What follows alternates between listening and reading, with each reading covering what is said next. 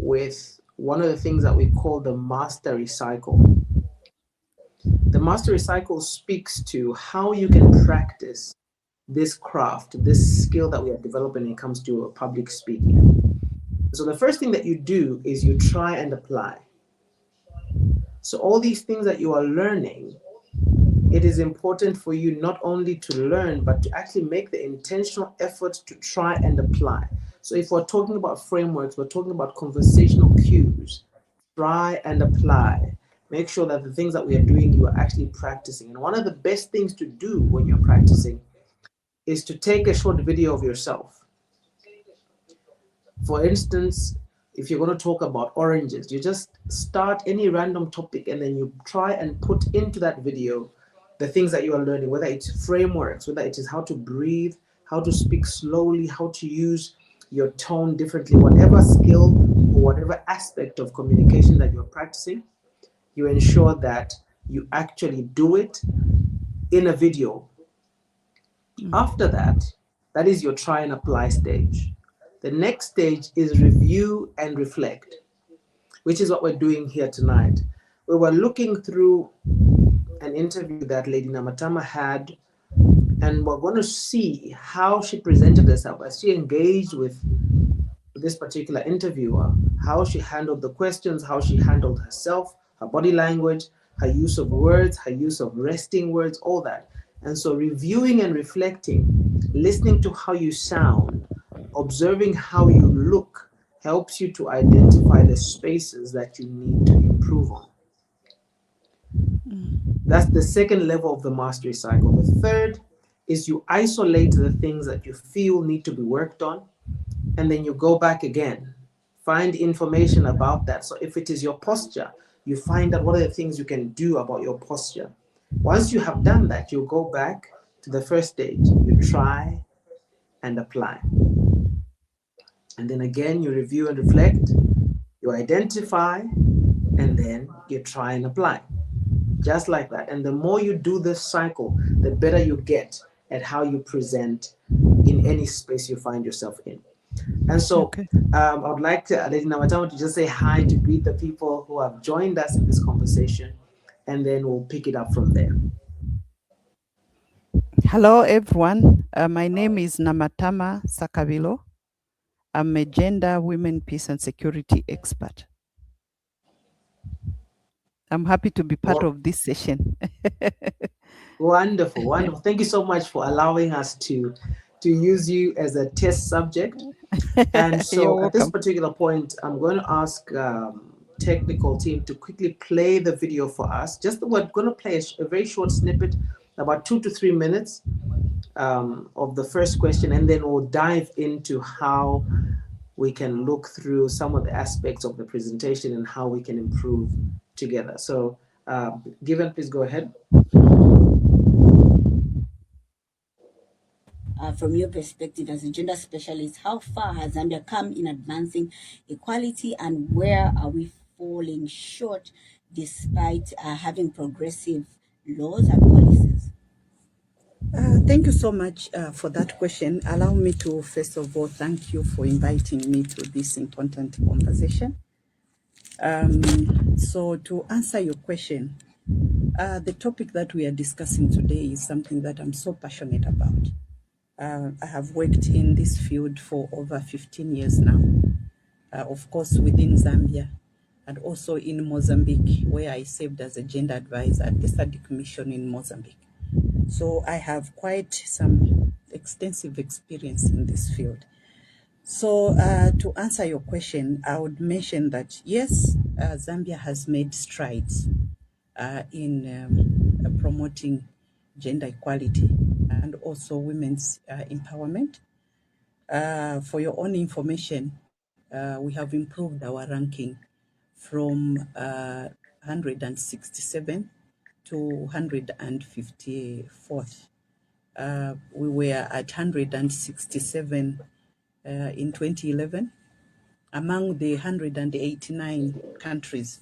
So by 2022, we had moved to 154th rank. Okay.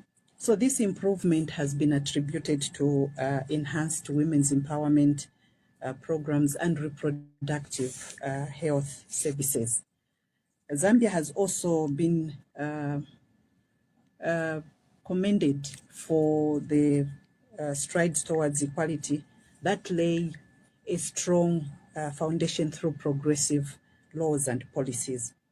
So I'll mention a few. We have the Constitution itself. So the Constitution, Amendment number 2 of 2016, which prohibits all forms of discrimination. We also have the Gender Equity and Equality Act number 22 of 2015, which mandates that we should have 50% women's representation in decision-making roles. We have also made tangible gains. For instance, the country has had 2 female vice presidents so far. The first one was Madam Inonge Wina, and now we have Madam Mutale Narumango. And so we also have had the first female Chief Justice, the first female Speaker of the National Assembly. Okay, and also a lot more women have been in these positions, high positions of power within our country. We can talk about the Anti-Corruption Commission, the Drug Enforcement Commission, yes, and some permanent secretaries that have held higher positions in government. I'll also talk about the development of the Anti-Gender-Based Violence Act number 1 of 2011. That was the very first act on gender-based violence in our country, which also provides for the protection of victims of gender-based violence. We have also All right. made Given, I strides think in we are good. increasing the Thank you so completion much. rates You can of pause the girls video there and to then we both can have a quick secondary. conversation. Thank you so much, Given. Lady Namatam, I hope you can still hear me. Yes, I can. Yes, Great, I can. great. So I want us now to dive into this conversation. Yes. So I want you, having observed yourself, this is why it is important to take time to not only just learn the skills, but actually practice them in a way that you can measurably look and see whether you are applying what you are learning effectively. And so just before I jump in, I want you to speak to what have you noticed? What are the things that have stood up for you in the presentation so far, whether good or bad? So maybe before I can say what I have observed, I need to mention that this conversation was organized at a very short notice. Mm-hmm. The person who should have been in that place, I think, had an emergency, so they requested me to fill that gap, to sit in for that person. So I didn't really have much time to prepare for that interview. So it was hurriedly done. And also, having been in a peace support operation for over 2 years and 4 months, it meant I had to come down from the peace and security aspect of it to now come and talk about the situation in the Zambian context. Yeah. So I needed enough time to prepare adequately for that interview. So having given that background, I'll talk about some of the things that I think I didn't do well. Okay. The first one, I think, was the aspect of it.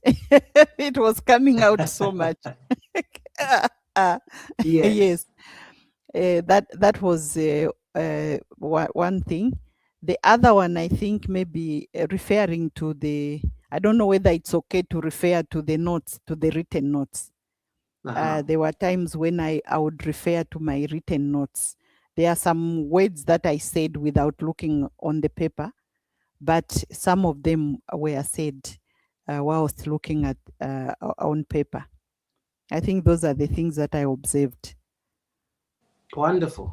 Now that's great. So I would want to begin by establishing a baseline as well. It's good that you've mentioned that you were not prepared. And this is why we advocate for the fact that if you're going to be an exceptional presenter, an exceptional speaker or communicator, you must never be looking for the opportunity to prepare for a specific engagement, but rather prepare in order for you to be found ready in every space.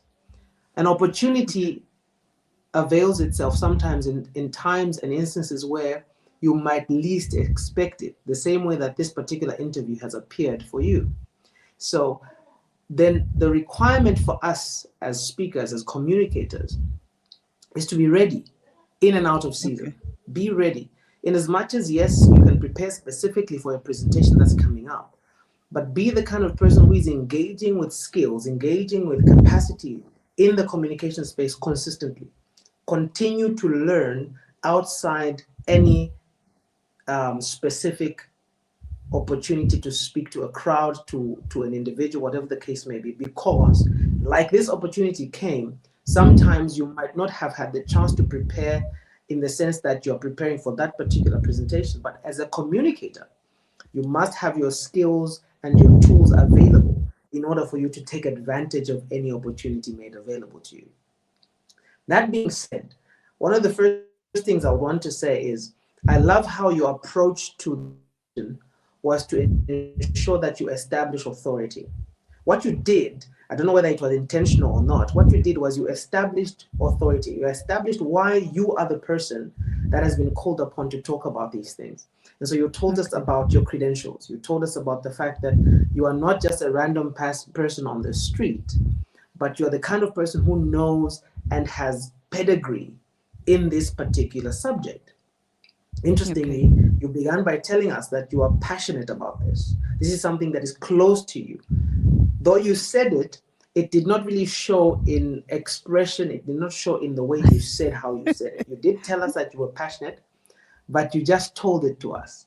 Sometimes when you want to communicate excitement and establish yourself, it must show in your voice. Your voice can change. You can heighten the tone. You can soften how you present it in order for us to know that, oh my goodness, she really is passionate about it. So for instance, instead of just saying this is a subject that I'm very passionate about, you can say this is a subject that I am very, very passionate about.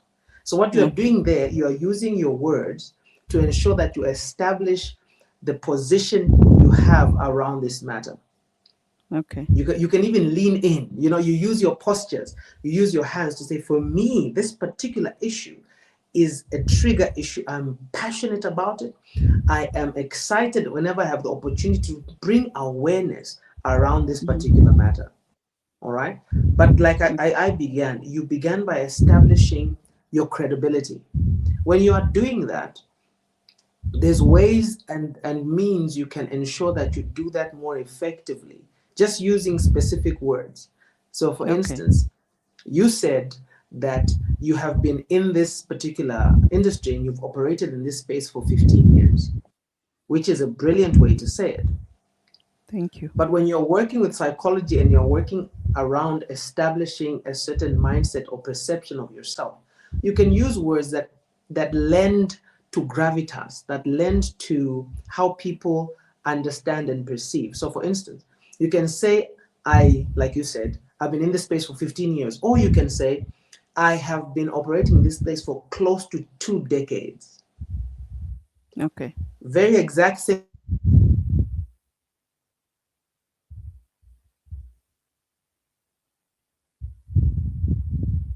thing being said, but when you say 15 years, okay, there's math there, okay? But when you say decade, it carries more weight.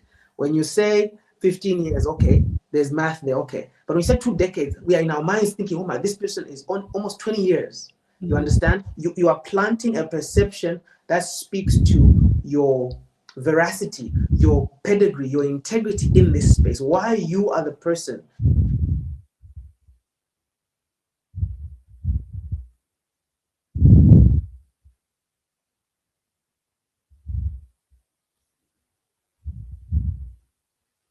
speaking to. Hello? Hello, I'm here. I think we lost you at some point. Can you hear me now? Yes, I can hear you now.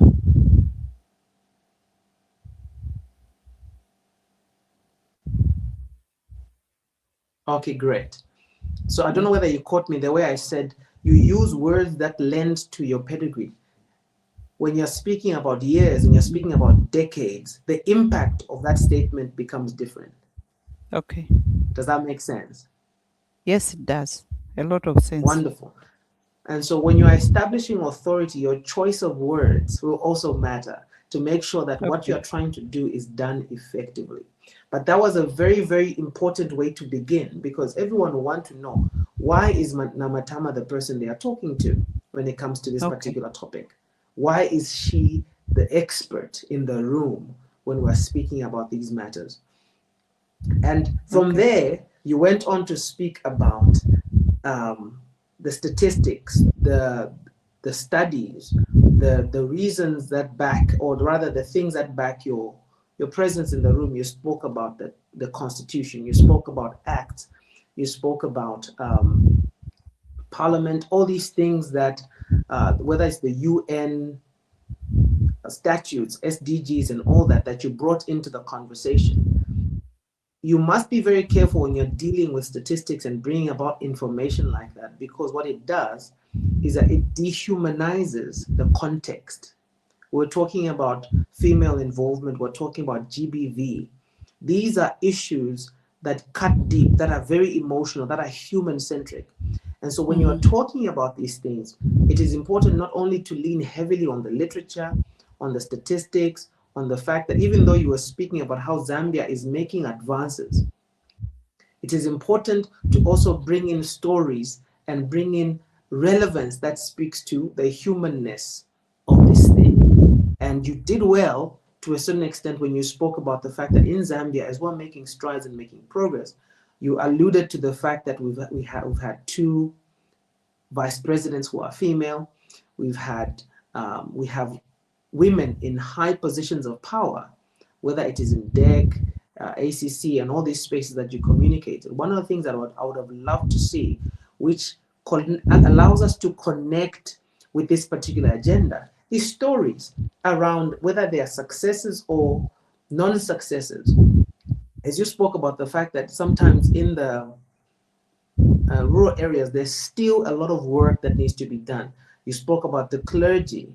And as you mentioned in passing that sometimes the clergy are perpetrators. It would have been good for you to bring a story around that, to say, Okay. just recently, we heard about a wonderful young lady, a child who was in their teenage years, who had their future ahead of them. And because they trusted and they were naive, they were taken advantage of by a clergy in one of the provinces in Zambia. What that does is it removes us from the fact that we're just hearing stories or statistics or numbers, but then we're able to lock in to the human impact of what it is that you're dealing with. Why you are passionate about it is because it touches real lives. People are dealing and struggling with these things. Does that Okay. make sense? Yes, it does. What about the two children that were? I talked about the two children that were thrown in Ngwerere River.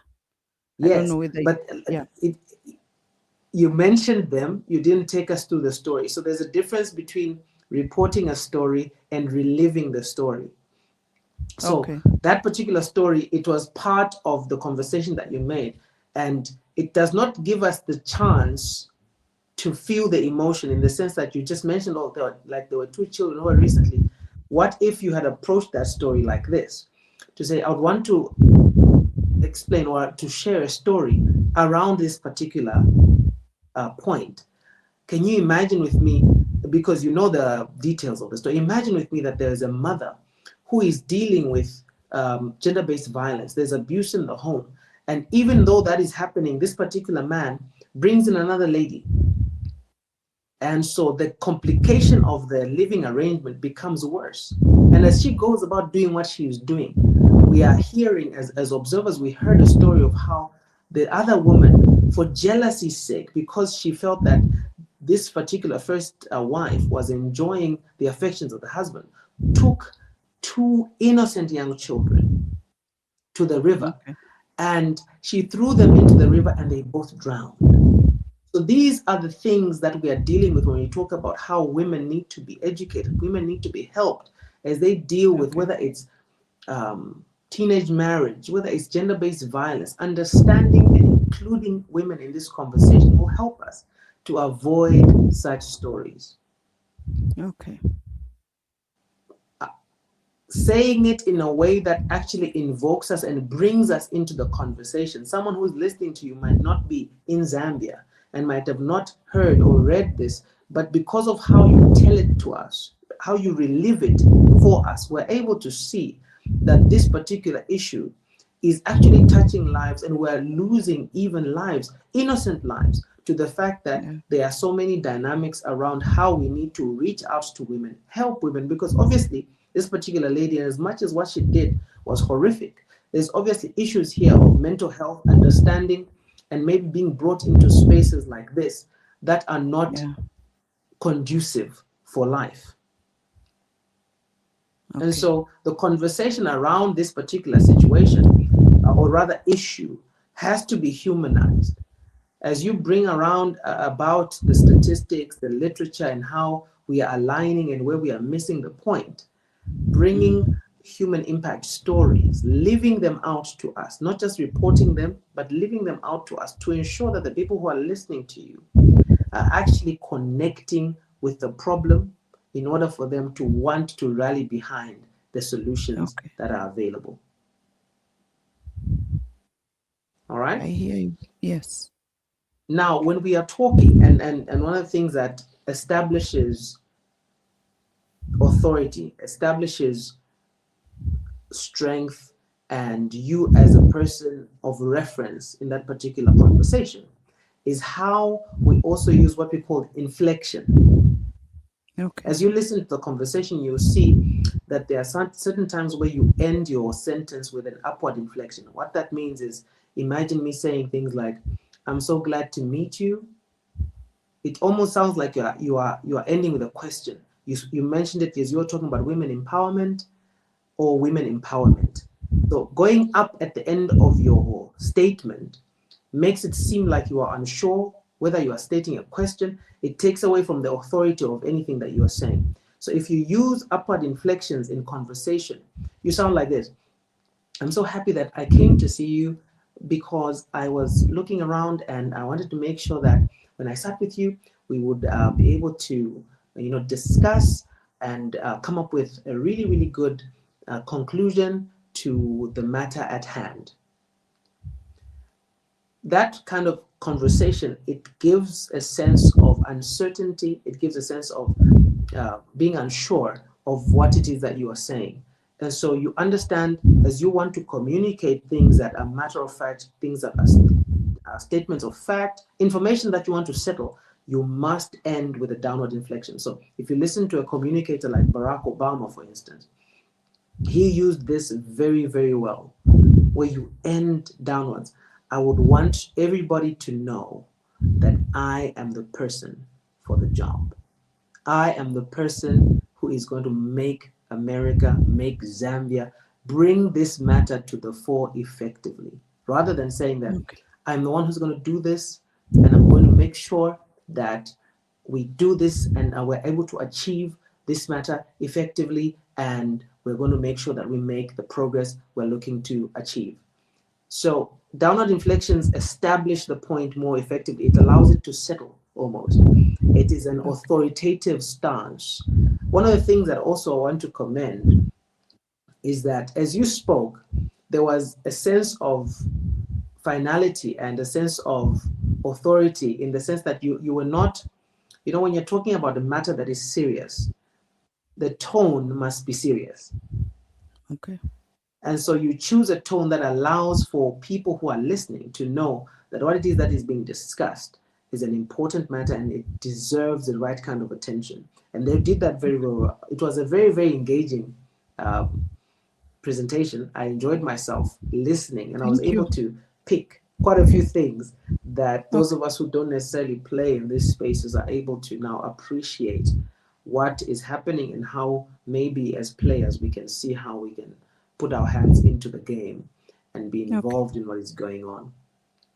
The last thing is what you mentioned as you were speaking, is you're looking at the notes, looking at the notes and reading. Now, there's nothing wrong with reading, because you'll see and you'll notice that people who are doing news, who do presentations like that, you can read.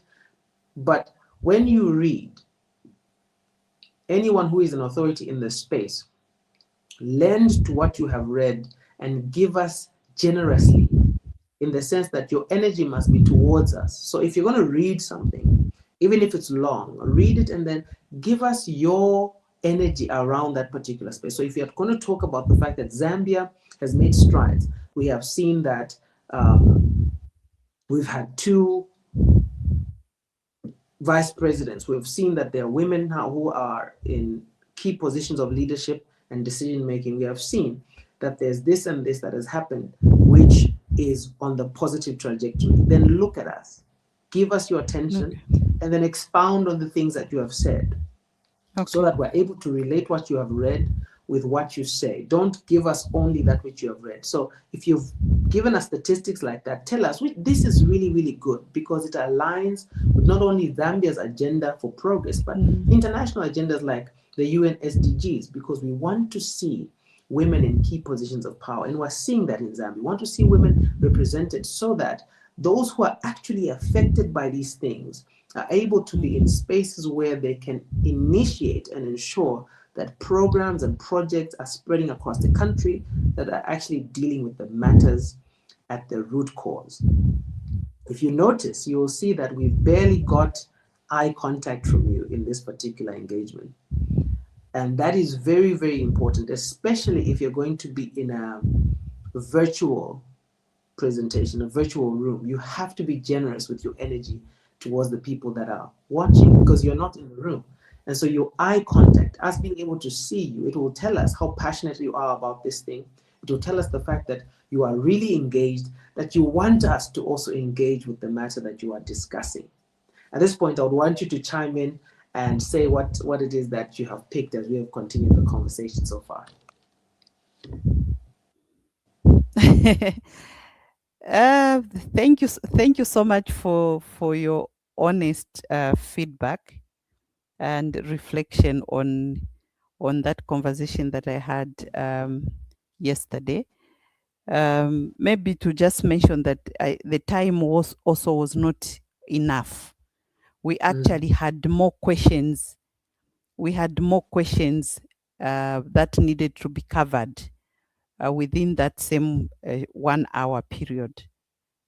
So I think the issue of speaking at that point was a bit short. The time was short in which we should have covered I think I had 4 questions in total Okay. that I needed to respond to. Yes. So yeah, if you had to take more time talking about, maybe expounding on what the statistics you brought out and all those things, it would have taken longer than what was expected. But I appreciate your feedback and the reflection on that. It's a very Wonderful. interesting reflection. I appreciate the Yes. feedback. Yeah. No, it was a very, and I'll tell you that one of the things that I noticed, even your posture, you might, I don't know whether you were nervous, um, your voice did crack at a certain point, but your Come posture was again? very calm. Oh, okay. Yes, your posture was very calm, which Okay. is a very, very good thing. That means you have the capacity to look like you are calm, even if you are having a bit of an internal struggle when it comes to your nerves. That's really, really good. That means you can continue to emphasize and to accentuate that particular side of your communication. Okay. That you are able to be calm, you are able to position yourself effectively. I watched even part of the response from the other lady who was in the room, and you'll notice that how she sat and how she was playing in her chair, it takes away from your presentation. You took a Okay. position, you had a posture, and you kept your posture. You spoke with clarity. You were able to, every time it came towards you, you filled the room. There was a way that you came across that was very powerful. And so you have a very brilliant physical presence. You prepared, you obviously did your part when it comes to looking good and ensuring that you dressed for the event and the occasion.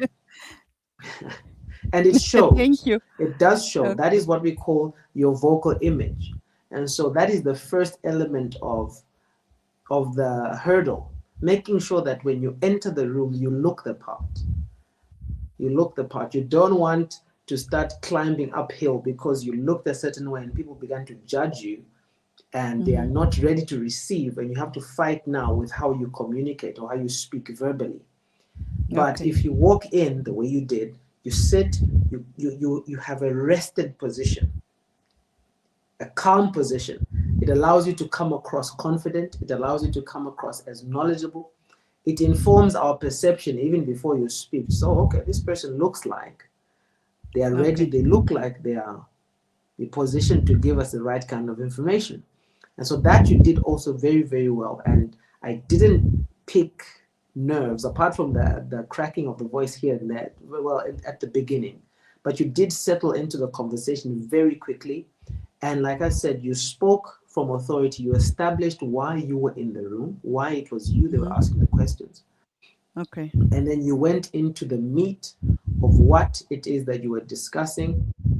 Like I mentioned, sometimes when what you're talking about has to do with individuals and people and something that can be felt, it is important to ensure that you make those adjustments to bring people closer, and not just statistics, but make sure that people are feeling and are attaching to that which you are conversing and talking about. And so the Okay. stories can have a little bit more flavor, can have a little bit more Mm-hmm. pizzazz to ensure that the people listening are able to connect emotionally to what you are talking about. And like I said, Okay. choice of words, decade over years. Even if Mm-hmm. you've been doing something for 5 years, you are able to say, I've been at this for over half a decade. That lends to Okay. authority more than saying 5 years. So, Uh-huh. how we present all this helps us to do Mm-hmm. what we're doing a bit more effectively. Talking the way you talk, using inflection, that is your tonality, how you say things, how you end your sentences, Okay. establishes you as the person to talk to when you're dealing with a subject matter that requires expertise and authority.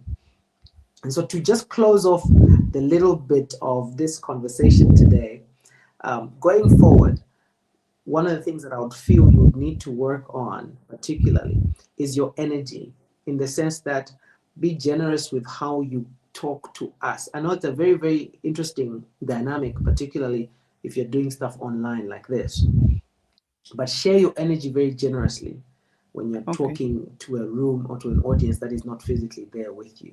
It takes Okay. practice, it takes engaging with yourself and reminding yourself. But I'm sure you do have to have so many Zoom calls and Zoom meetings because of what you do. And because of Yes. that, it is important to know how you come across online. Generally, it's very low energy. You're alone in the room. And so your energy is quite low. So you have to remind yourself, be Okay. generous with energy. If you're going to talk Uh-huh. about excitement, talk about it and show it. Show that you're excited. Show it in the way you say, show it in the way that you posture yourself. And then if you're going Okay. to talk about the fact that you are going, you are establishing your authority, look at us, show Okay. us, lean into the conversation as if you were talking to someone physically. And that's what lends to your capacity to be engaging, to be exciting, to be impactful in any space, whether physically, whether virtually, like we are doing now. And so Okay. I feel I want to reiterate something about the mastery cycle. Videos like this, and if you have the opportunity to capture wherever you go, are the opportunity for you to improve yourself, to take time Okay. to watch. Yes. And how you do it is, first of all, you use your visual image. You remove the whole volume and you Mm-hmm. just look at yourself. You look at how you are posturing. You look at your shoulders, you look at your hand gestures, Okay. see how your body is lending or taking away from the presentation. The next thing is you turn up the volume and put your gadget face down. Don't look at yourself, just listen. Listen to how you say things, listen to how you pronounce words, listen to how you are using your tone, going high for excitement, going low when you want to be sober and authoritative. Listen. Okay. And then when you have established all these things, you listen for everything, you observe and you listen, and you're able to identify the things that you need to work on. And then you do that and take another video. That is the cycle that leads us to mastery. And so for some Okay. people who know me, on my phone, I take videos in the car, I take videos while walking. Why? Because if you're going to become a better communicator, you need to be reviewing and reflecting to see where Okay. you need to work, and then you begin to work on that. I hope that makes sense. Yes, it makes a lot of sense. Thank you so much for your honest feedback and reflection on that conversation I had yesterday. I appreciate it so Wonderful. much. Thank you. Wonderful. I'm so grateful that you've allowed us to take this time to just pull apart some of the things that happened in your short interview. I would encourage everyone who is watching to ensure that you actually go and watch the full interview. It was very insightful, very engaging. And now that you know how we engage with our own material to review and reflect, you can look through some of the things that happened in that particular conversation. Maybe you can see yourself in Namatama as she was speaking. How Yeah. at some time when you are nervous, you know, the ums, the ahs, you know, looking away, reading. If you're doing a presentation, the PowerPoint, reading is not necessarily a bad thing, but it should not be the end of that particular pronouncement of the conversation or the point that you're bringing across. Yeah. Now, as we close our particular presentation tonight, I want to appreciate you, Namatama, but I also want to say You're welcome. that perfection is not what we are pursuing. Even as you were listening to me here, I was very intentional that if we had someone counting, I also use ums and ahs. Okay. Now, obviously, when I'm doing what I'm doing, I'm very conscious and I make sure that I don't lean in that particular direction. But I'm trying to establish the fact that it is not perfection that wins. It is Okay. understanding the tools that you have at your disposal and knowing how to use them whenever they are called upon. Whether you are ready in the sense that you prepared for that engagement, or you have been preparing in the background, making sure that you are working on things to ensure that when the chance avails itself, whether it is a conversation on the plane as you are going to South Africa, it could be the conversation that changes your life. And so we cannot Yes. count on being ready because we read up for an interview or for an appearance. We must be ready by ensuring that we have the tools at our Yes. disposal at every turn. If someone wakes you up and says, please, you need to go and meet these clients, we need to close them, you need to be able to get up, get ready, be there, and be able to Yeah. present effectively because you are ready and not, I like to say it like this actually, that you are prepared and not preparing. Okay. All right, being prepared and not preparing, meaning you don't just sit down to study and to make sure that you're good at what you do because there is an occasion to speak, an occasion to have a call. You are preparing and working on your capacity because you know that this capacity to communicate is the one thing, I believe, is the one thing that has the capacity to change your life. Talking Yes. well, presenting yourself well can change your life. It will make you look You're smarter. right. It will make you come across more intelligent. It will Mm. establish you as an authority in your space. Thank you. So, I appreciate that thank you feedback. so much. Thank you so much, Namatama. Thank you so much for the time. Thank you so much to You're everyone that's welcome. joined in. I know that this particular engagement has been of benefit to you. And for those of you, as we continue in the groups, we'll be engaging like this a lot more. For those of you who are brave, the brave ones, you can do a 5-minute video, send it Yeah. through, and then let us sit down in a space that is safe where you can hear feedback, that is meant to grow you and establish you in your particular space of influence.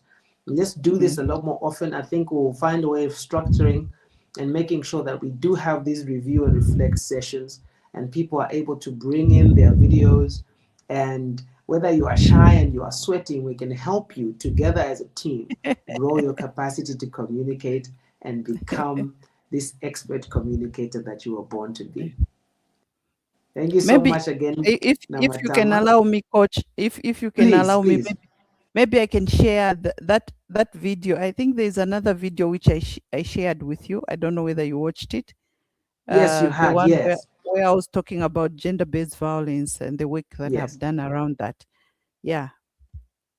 But also to mention that I have found myself in one of the conferences where I was given an opportunity to speak, mm, and after that conversation, I will need to look for it, where people were actually very excited about what I talked about in that gathering, because there were some actually who were saying, you see, some of us are professors, and what we talk about is from the textbook, but you yeah, gave us real stories on what is happening on the ground. So yes. that was a very interesting conversation, and there were people who were very excited about that. Yeah, you'll be shocked how that a lot of people have the knowledge, they have the experience, but because they Mhm. just do not know how to articulate things effectively as a communicator, where they Exactly. should shine, they shy away. And so when Yeah. you develop this skill, so feel free to share with us, and we can go through and be able to, learn and engage and grow together. And for those of you who have joined us, please make sure that you find yourself at our master classes. The master classes are a platform Mm. that is meant to help you practice, to help you Mm. engage with these things in a physical space where you have people listening to you and people giving you feedback in real time. And like I said, as a team, we're going to structure how these review and reflect sessions are going to be a bit more frequent, so that many of you Yes. have the opportunity to also Important. online speak to Mm. us. You prepare Mm. something, you share, and in real time, we're able to pick it apart, tell you what you've done right and what you can continue to improve on, and what you would need to add in order for your bouquet and your presentation to be a bit more effective, to have that little extra flair, to have Yeah. impact and influence wherever you go. All You're right, so right, ladies and coach. Matama will wait for that video. You can share it in the group or you can share it with me personally, and then we'll continue as a team to look through how we can be able to help one another. And so I'm grateful so much for everyone who's tuned in. Thank you so much, Lady Namatama, for allowing us to You're put you welcome. under a microscope tonight. And we're excited to hear what you'll be able to achieve as you go to present in South Africa next week, knowing that you have one or two things that you can now add to your toolkit as you go to speak and as you go to engage with people there. This is the end Definitely, of there'll our be an presentation improvement. tonight. Thank you once Yeah. again. We'll leave it here. You're welcome. And for those of you who've been able to log in, I will be able to share. Let's have a bit of a chat in the group. Starting with you, Lady Namatama, you'll tell us what you have picked up from this conversation, and then we'll all engage with you. Thank you. Thank you so much. Have a You're wonderful night, welcome. and see you in the next one. Cheers. Thank you so much. Blessed night to everyone.